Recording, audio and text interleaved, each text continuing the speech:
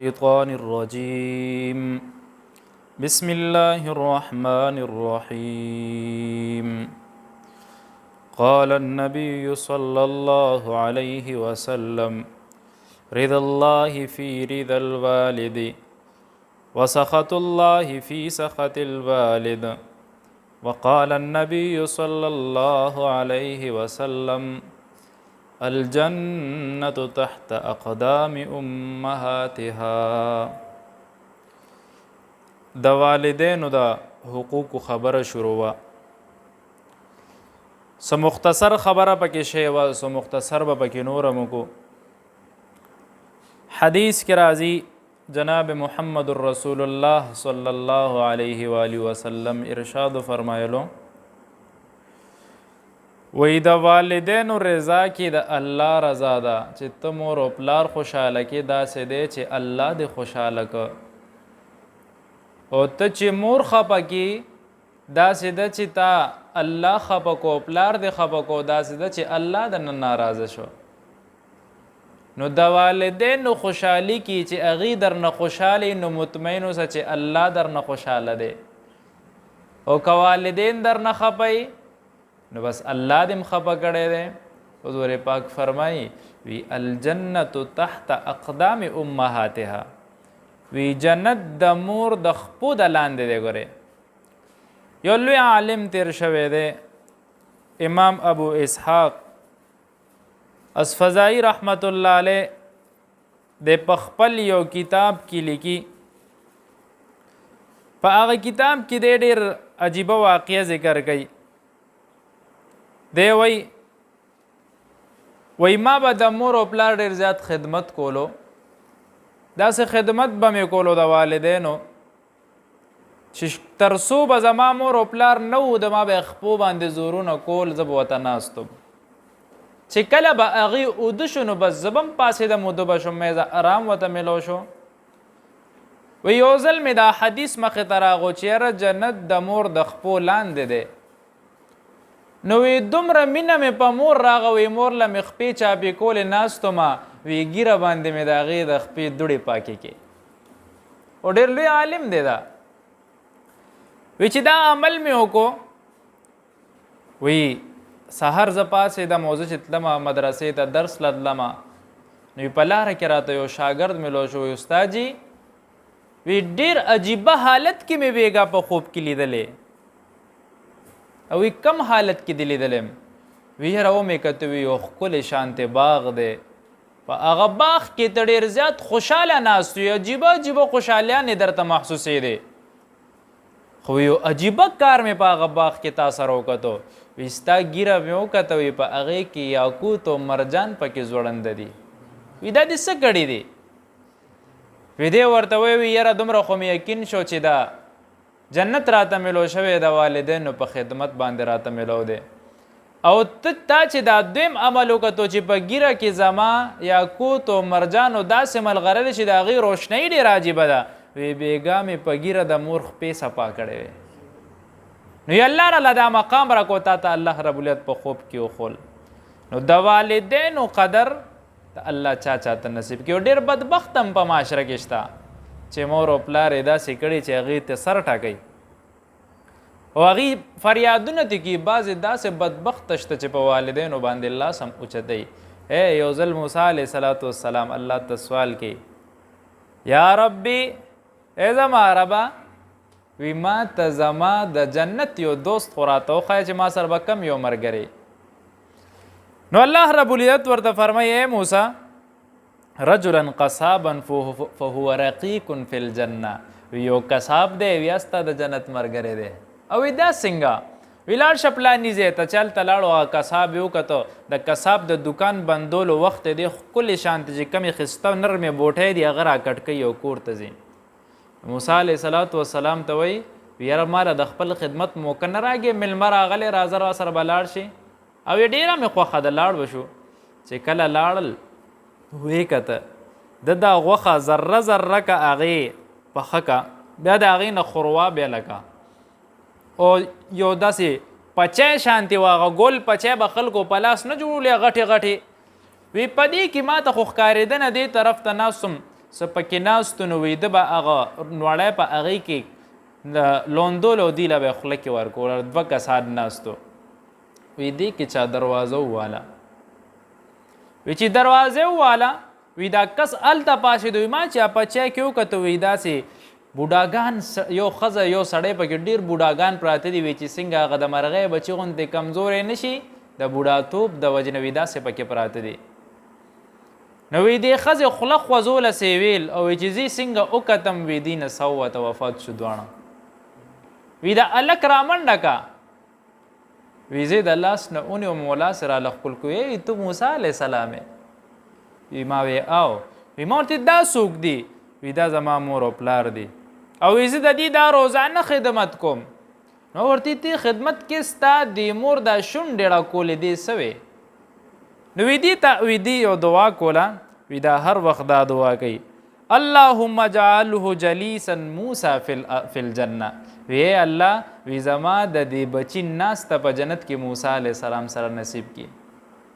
او ورته تا ته څنګه پته چې زه موسی علیه السلام یم وی زما مور او پلار دا دعا کړې وه یا الله وی تر هغې راله مرګ مراولې تر څو پورې موسی علیه السلام مونږ نه یې کتلی خو وی چې څنګه دی وفات شو وی کتې نو وی دی مړه شو زه پوه شم چې ته موسی علیه السلام او د والدینو خدمت په برکت کې چې مور ورته دعا کوله موسی علیه السلام ورته وی ای بنده وی خوشحاله اوسې وی خوشخبري درته اورم وی زه رب را لیږلی یم چې خپل ملګری د جنت وګوره وی ته زما د جنت ملګری نو دی خدمت د وجې نه الله تعالی دومره کرم په ده باندې وکړو چې هغه د پیغمبر سره یوځای کېږي په بني اسرائیلو کې بخاري شریف کې روایت راځي مسلم شریف هم دا روایت راغستی و یو 3 هلکانو وی دی چېرته په سفر تله په یو غر باندې نو یو باران شو نو د طوفان د وجې نه یو غر ته ننوته نو هغه طوفان د وجې نه یو غټه ګټه راغه وی دی دغه مخې ته ودرېده د غر مخې ته بنده شوه او یاره دا به څه کېږي ټول اوس ناست ګوره بعضې وخت کې د نیک اعمال وسیله چې الله له ورکړي الله په هغې ډېر خوشحالېږي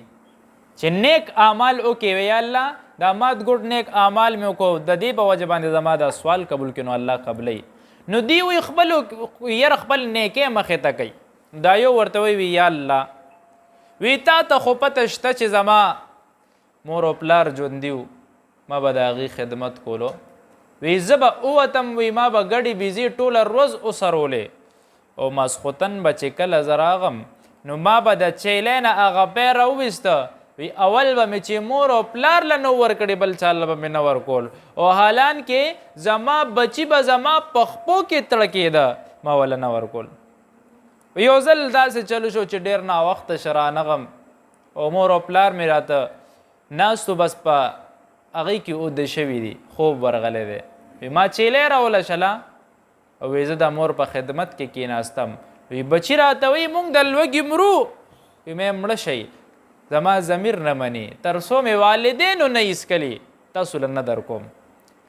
نو په دې کې سحر شو چې زما والدین پاسېده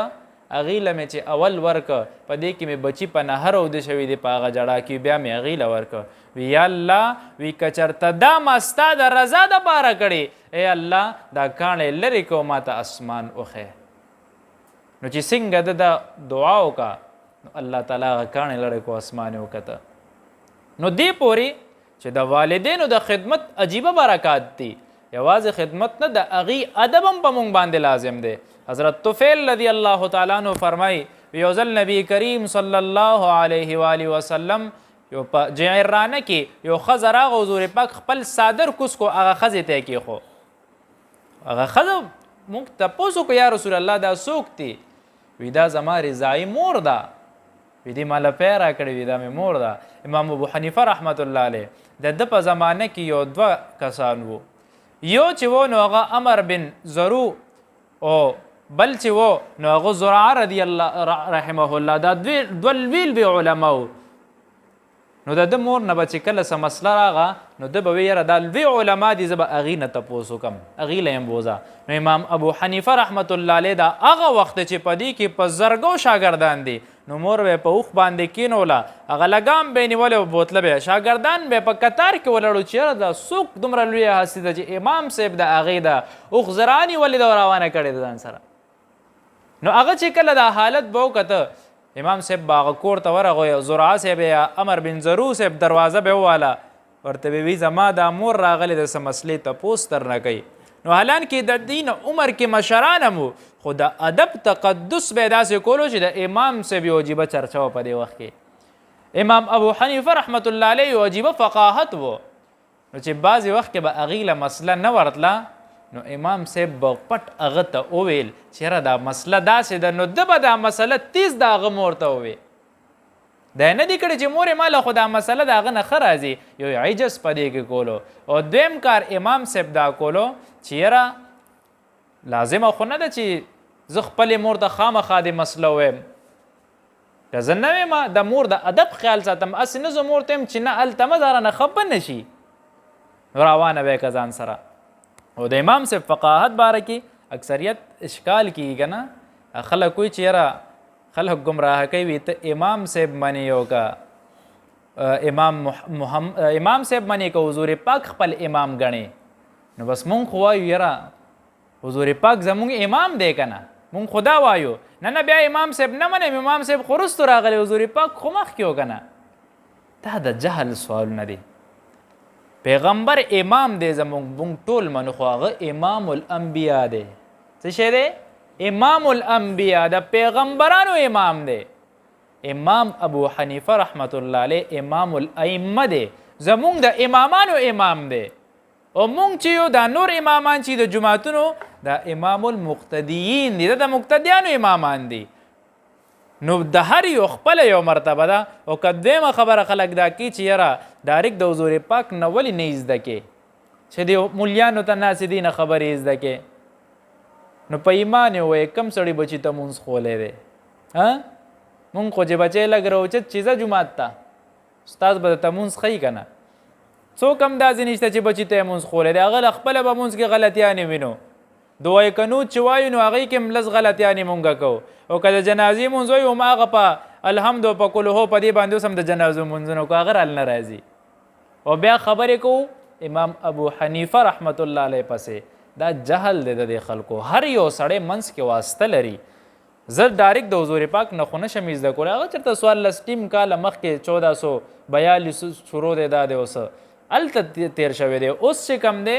دا یو عجیبه دور دی په دې کې پیغمبرانو پسې هم لوستېږي صحابو پسې هم خبره مې تنقید نه ده یو اصلاح په ذریعه ده که نه چېرې زمونږ هم اصلاح شي داسې اشکالات دین پسې نه دي کول پکار د والدینو ادب ډېر زیات ضروري دی طفیل ابن یحیی مکرمین رحمت الله علیه وایي یاره وی زما پلار ما به د پلار ډېر خدمت کولو وی یو ځل پس یو کیس کې زو پلار مې جیل ته لاړو نو وی جیل کې د لرګي روړل بندو نو وی زه راپاڅېدمه ډیوه پرته وه په ډیوه به مې هغه لوښی کېښو چې پلار به مې اوده شو وي سهار به زما پلار په ګرمو اوبو اودس کولو هغه له به مې هغه اوبه ورکولې چې جیلر ته پته ولګي د ډیوه را باندې بنده کا نو وی لوښی مې راواخیستو وی د خېټې لاندې به مې کېښه وی چې په هغې کې به اوبه ګرمې شي خپل پلار ته به مې مخې ته که هغه به په اودس کولو نو دا د والدینو خدمت دی یو څو شیزونه دي چې په هغې ته ګورې نو الله پې اجر درکوي النظر الی والدی چې کله خپل مور او پلار ته ګورې نو دا عبادت دی بل النظر الی الکعبة عباده چې کعبې ته ګورې دا عبادت دی النظر الی المصحف چې قرآن ته ګورې دې کتل عبادت دی وی بل خپل مسلمان رور ته د الله رضا دپاره ګورې الله پیغمبر وی دا عبادت دی نو څومره راته اسانه کړې ده نو پلار ته کتل مور ته کتل عبادت دی یو صحابي تپوس کوي ابو سلمه رضی الله تعالی عنه وی یا رسول الله وی والدین می نشته وی د هغې نه پس ته څوک هم چا سره حسن سلوک وکم ورته وی استغفار ورله وایه نوافل وله کوه او وی د دې باره کې صدقات ورکوه وی د دې چې کم رشته دار دي هغه ځان له راغونډ کا چې کم دوستانی دي د هغې ادب وکړه اکرام یې وکړه هغې ته کښېنه نو دا د والدینو سره بهترین سلوک دی بعضې وخت کې مونږ روایت کې راځي وی یو کس دی د محشر په ورځ باندې وی د ده نه اعمال به ولګي وی د ده د جنت او د جهنم تک به برابر شي دی دومره اعمال به چې نه به جنت ته ځي نه به جهنم ته ځي سره به اوس څه کوو یو فرشته به راشي وی یو پاڼه به راوالي د ده په دې اعمالو کې به کېږي وي د ده ګناهونه به ډېر زیات شي او جنت په ځای به جهنم ته داخلېږي دی به وایي دا څه دي الله به تپوس کوي وی دا څه شی دی